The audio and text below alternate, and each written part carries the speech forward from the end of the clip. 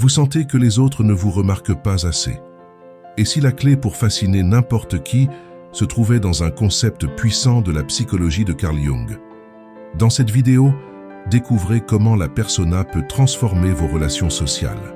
Nous allons explorer les 3 étapes essentielles pour ajuster votre image sociale tout en restant fidèle à vous-même. Abonnez-vous à la chaîne, activez les notifications et laissez un like si ce sujet vous inspire. Écrivez en commentaire.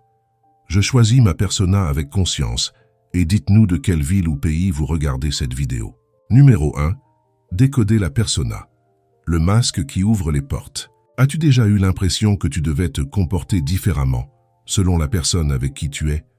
Peut-être que tu ressens le besoin d'être plus sérieux au travail, plus détendu entre amis, ou encore plus réservé avec certains membres de ta famille.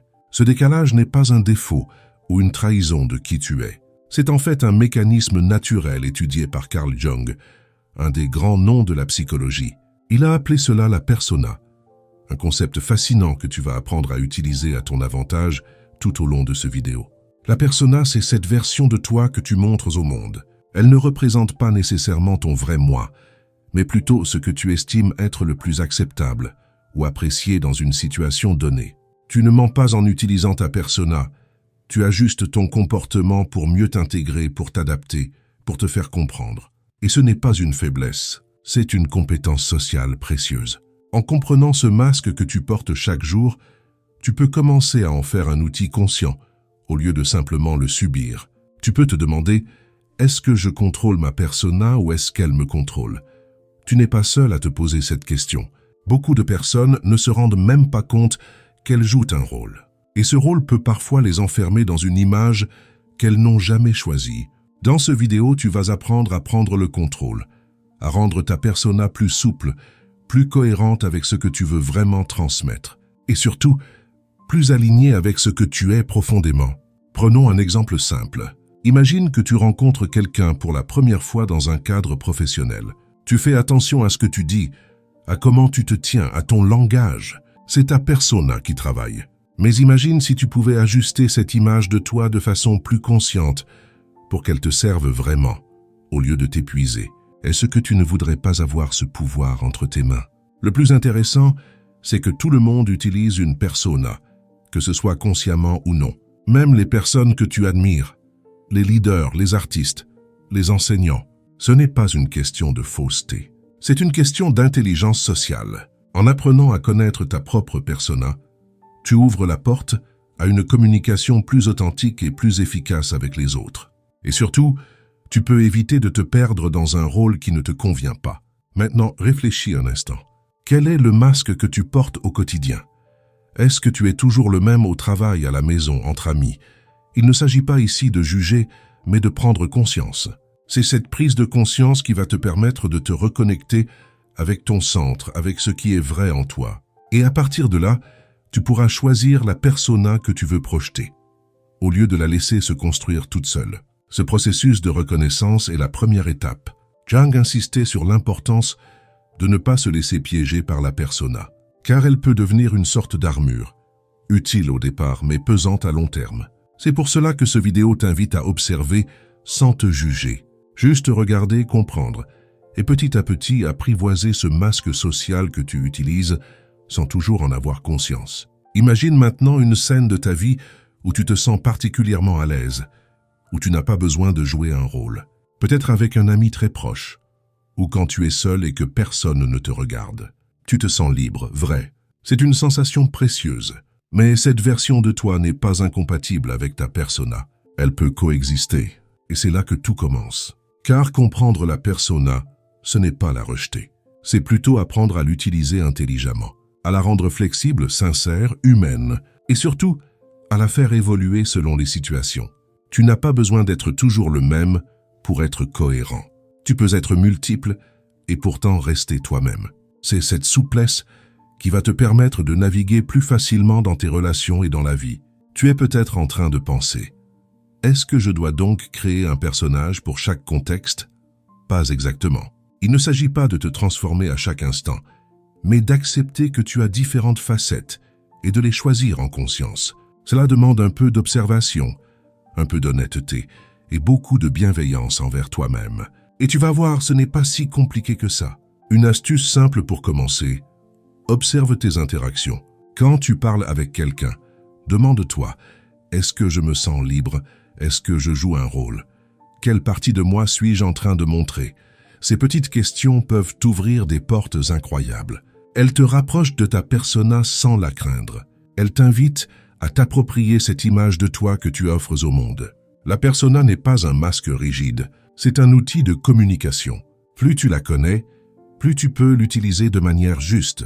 Elle devient une extension de toi, au lieu d'être une barrière entre toi et les autres. Et dans ce vidéo, tu vas découvrir comment l'adoucir, l'ouvrir, la rendre plus vivante.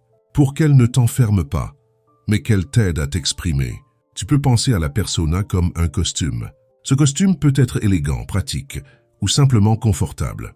Mais le plus important, c'est de savoir que ce n'est qu'un vêtement, pas ton identité. Tu peux le changer, le retoucher, l'ajuster. Il ne définit pas ton cœur ni ta valeur. Il est là pour te soutenir dans ce que tu veux transmettre. Au fil des situations, tu verras que ta persona peut s'affiner. Tu comprendras qu'il y a des moments pour être plus réservé, d'autres pour être plus audacieux. Et c'est toi qui choisiras. Tu ne seras plus guidé par l'inconscient ou les attentes des autres, mais par une clarté nouvelle, une confiance plus calme, plus enracinée. Et cela change tout dans tes relations. Est-ce que tu as déjà senti que tu devais cacher une partie de toi pour être accepté? Cette sensation, elle vient souvent d'une persona construite par peur ou par habitude. Ce vidéo te propose de revisiter cette construction, de la transformer sans violence, avec douceur, pour qu'elle devienne ton allié et non plus un poids à porter. Un autre point important. La persona n'est pas là pour plaire à tout prix. Elle est là pour t'aider à transmettre ce que tu veux vraiment partager, à aligner ton image extérieure avec ton intention intérieure. Et plus tu seras clair sur cette intention, plus ta persona deviendra efficace. Elle ne sera plus une façade, mais un prolongement sincère de ta voix. Tu verras aussi que certaines personae peuvent entrer en conflit entre elles. Celle que tu utilises au travail peut ne pas s'entendre avec celle que tu adoptes dans ton couple. Ce désalignement peut créer du stress, des tensions, voire de la confusion. C'est pourquoi il est si important de les reconnaître, de les harmoniser, de les faire dialoguer entre elles. Et cela commence ici. Tu n'es pas obligé de choisir une seule persona pour toute ta vie. Au contraire, tu peux en avoir plusieurs, souples, conscientes, bienveillantes. Et chacune d'elles peut t'aider à mieux naviguer les différents mondes dans lesquels tu évolues. C'est cela, la richesse de l'identité humaine. Ce n'est pas une case, c'est un mouvement. Et tu peux le guider. Alors, es-tu prêt à explorer ces multiples facettes de toi-même? À reconnaître ce que tu montres aux autres et pourquoi tu le montres? Ce n'est pas un exercice de contrôle, mais d'authenticité. C'est une invitation à t'observer avec douceur, à te comprendre, à te choisir. Et dans le prochain segment, tu vas découvrir comment ajuster cette persona avec justesse pour qu'elle reflète au mieux la personne que tu veux devenir. Numéro 2. L'art de calibrer son image. Créer un lien sans renoncer à soi. Est-ce que tu t'es déjà retrouvé dans une situation où tu ne savais pas comment te comporter? Tu voulais faire bonne impression, mais tu te demandais si tu en faisais trop ou pas assez. Ce moment d'incertitude, c'est souvent parce que ta persona n'est pas encore claire pour toi. Dans ce vidéo, tu vas apprendre comment la calibrer, l'ajuster, la façonner, sans renoncer à ce que tu es vraiment. Et tu verras que ce n'est pas si difficile une fois que tu sais où regarder. Calibrer son image, ce n'est pas tricher. C'est comprendre les codes d'un environnement et choisir, avec intelligence et sincérité, comment s'y adapter. Tu le fais déjà sans t'en rendre compte. Tu ne parles pas de la même façon à un enfant qu'à un responsable d'entreprise. Ce que tu vas apprendre ici, c'est à le faire en pleine conscience, pour que ton image parle en ton nom et qu'elle dise ce que tu veux vraiment transmettre. Imagine que tu dois passer un entretien important. Tu prépares ta tenue, ton discours, ton attitude. Tu n'inventes pas un personnage. Tu choisis ce que tu veux mettre en avant. C'est ça, calibrer sa persona. C'est faire des choix conscients, adaptés au contexte, sans perdre son authenticité. Et tu peux appliquer cette stratégie dans tous les domaines de ta vie. Au travail, en amour, en amitié, même dans tes réseaux sociaux. L'erreur que font beaucoup de personnes, c'est de croire qu'elles doivent être les mêmes partout. Cette rigidité fatigue, étouffe, et finit par te faire sentir déconnecté de toi-même. La vérité, c'est que tu peux être cohérent, tout en étant différent selon les contextes. La clé, c'est la cohérence intérieure, savoir pourquoi tu montres telle ou telle facette de toi. Et plus tu le feras avec clarté, plus tu te sentiras aligné.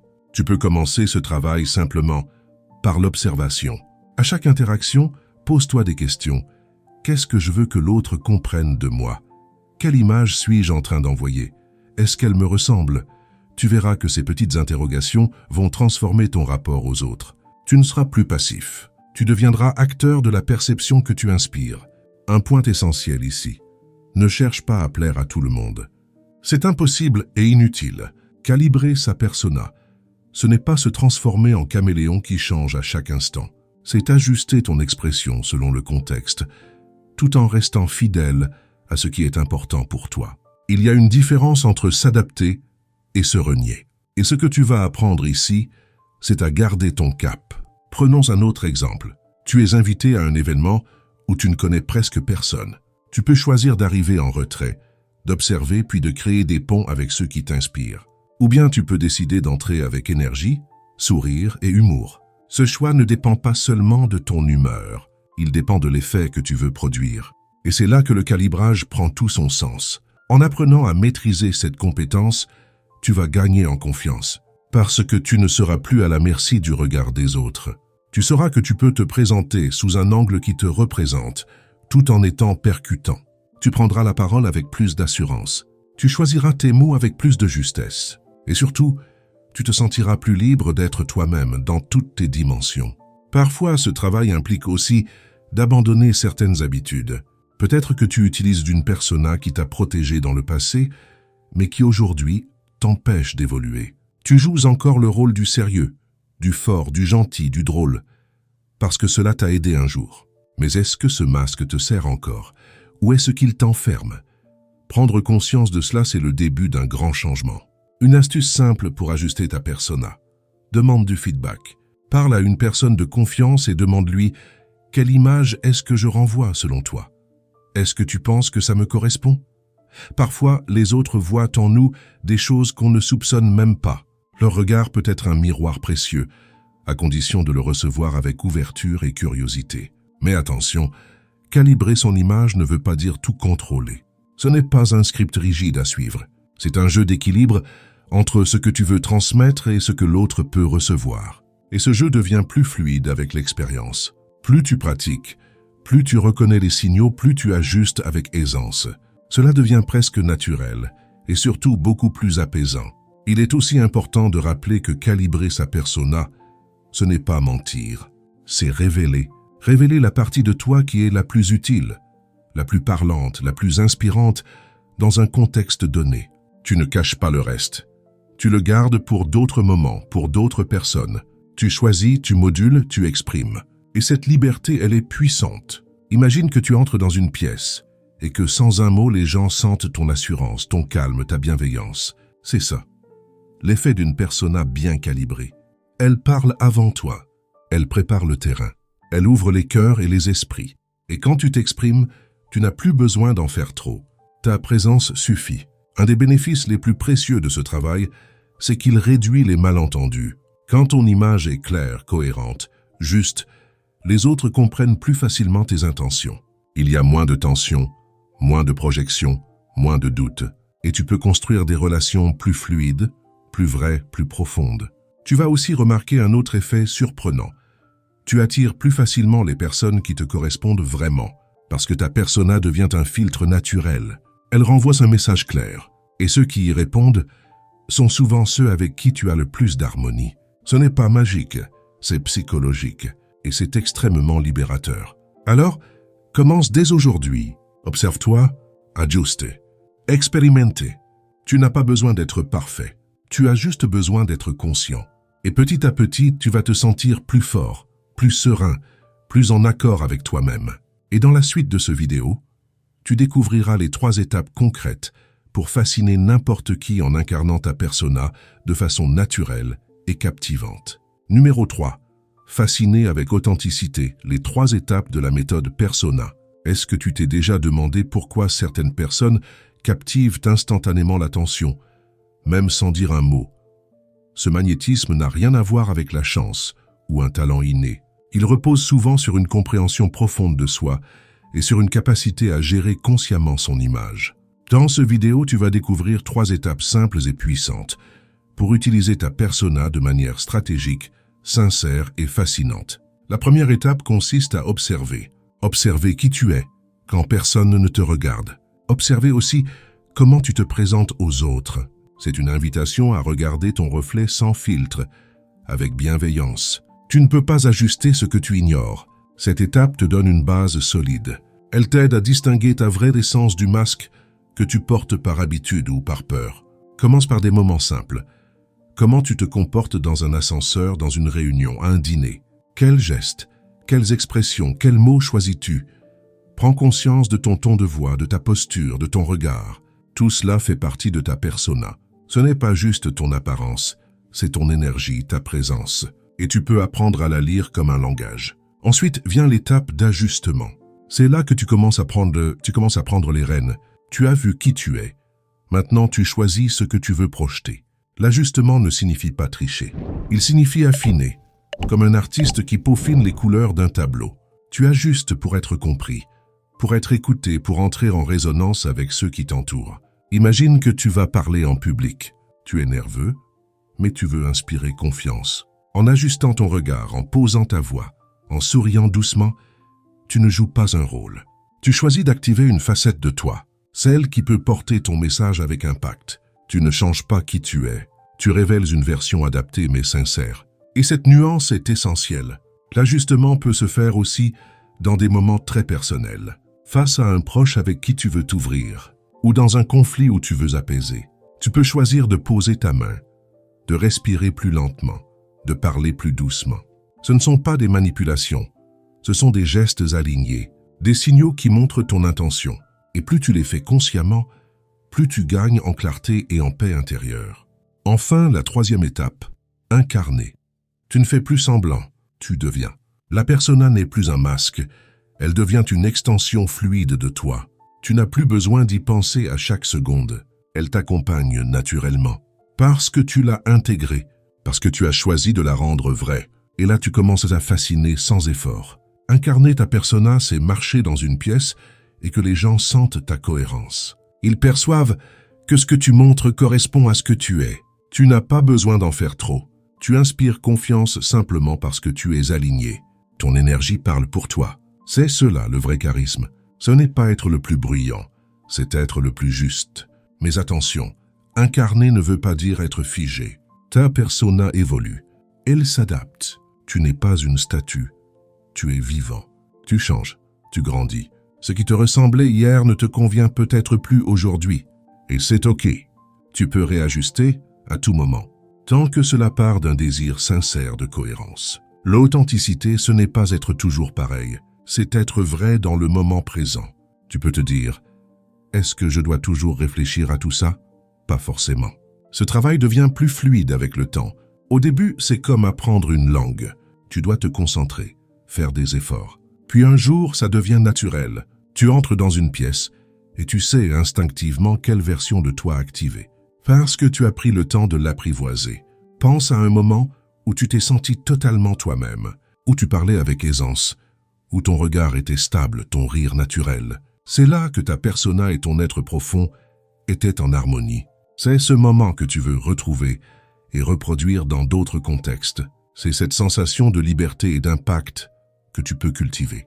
Ces 3 étapes, observer, ajuster, incarner, forment une boucle. Tu n'as jamais vraiment fini. Tu continues à te découvrir, à t'affiner, à évoluer. Et à chaque boucle, tu gagnes en puissance, en clarté, en paix. C'est un chemin vivant, vibrant. C'est une forme d'art. Et tu es à la fois l'artiste et l'œuvre. Tu n'as pas besoin d'être parfait. Tu as juste besoin d'être présent. Et ce processus peut aussi t'aider à mieux comprendre les autres.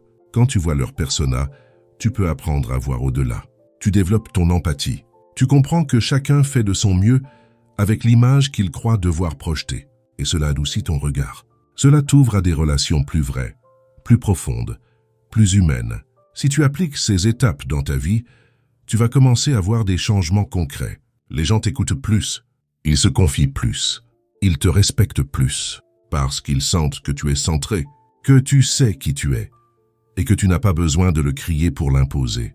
Tu inspires par ta stabilité, par ta simplicité, par ta présence, et surtout tu te sentiras mieux dans ta peau. Moins de doute, moins de tension, moins de fatigue à vouloir être tout pour tout le monde. Tu sauras qui tu es, ce que tu veux montrer, et pourquoi. Et cette clarté intérieure devient une force silencieuse, mais irrésistible. C'est cela le véritable pouvoir de la persona. Ce que tu viens de découvrir n'est pas une technique, c'est une transformation. Une façon nouvelle d'habiter ta vie, de te présenter, de créer des liens. Et ce n'est que le début. Dans la suite de ce vidéo, tu vas explorer ce qui se passe quand la persona devient trop lourde, quand elle prend trop de place. Car oui, ce bel outil peut parfois se transformer en prison. Et c'est exactement ce que tu vas apprendre à éviter. Numéro 4. Les dangers du masque. Quand la persona devient une prison, est-ce que tu t'es déjà surpris à te dire « ce n'est pas vraiment moi » après une interaction? Comme si tu avais joué un rôle trop longtemps, au point d'en oublier ton vrai visage. Cette sensation étrange peut venir d'un déséquilibre dans ta persona. Dans ce vidéo, tu vas comprendre pourquoi un masque mal ajusté peut te piéger et comment éviter que ton image sociale ne devienne une prison. La persona est censée te protéger, te connecter aux autres, t'aider à évoluer. Mais parfois, elle devient trop rigide. Tu t'y accroches parce qu'elle t'a permis d'être accepté, apprécié, valorisé. Tu l'as portée avec fierté, au point qu'elle est devenue ta seule façon d'être vue. Et un jour, tu te rends compte que tu ne sais plus comment être autrement. Tu es enfermé dans un rôle que tu n'as même pas choisi consciemment. Cela arrive souvent dans des contextes où les attentes sont fortes. Le bon employé, la mère parfaite, le partenaire toujours souriant. Tu t'efforces de correspondre à une image parce qu'on te renvoie qu'elle est bien, qu'elle est utile, mais au fond tu t'épuises.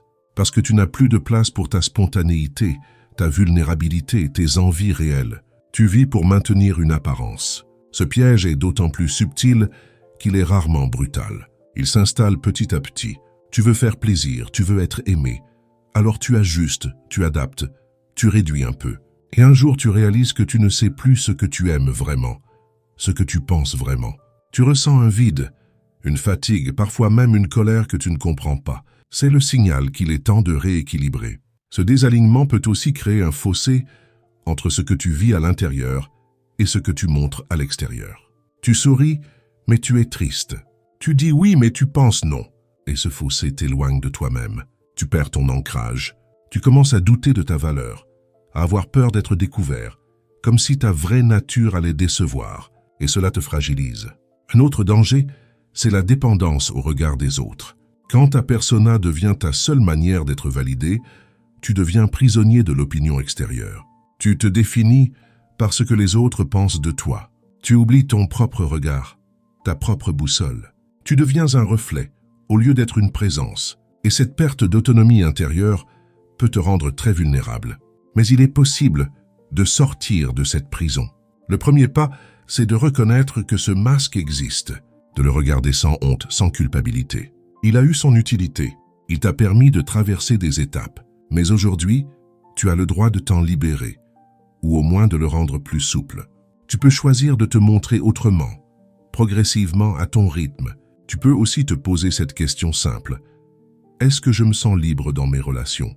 Est-ce que je peux être moi-même, vraiment? Ou est-ce que je joue un rôle pour ne pas déranger, pour ne pas perdre?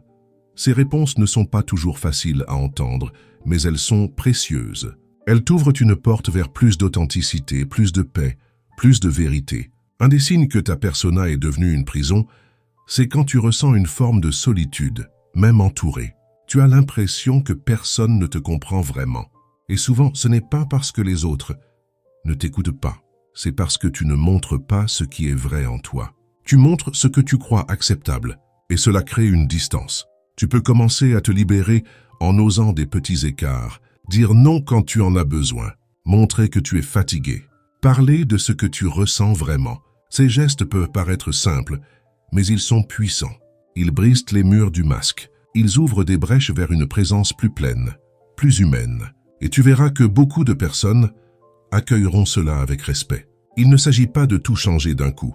Il s'agit d'ajuster, d'alléger, de respirer à travers ta persona, de la rendre vivante, souple, adaptable, Tu peux garder certaines facettes qui te servent, mais tu n'es pas obligé de les activer tout le temps.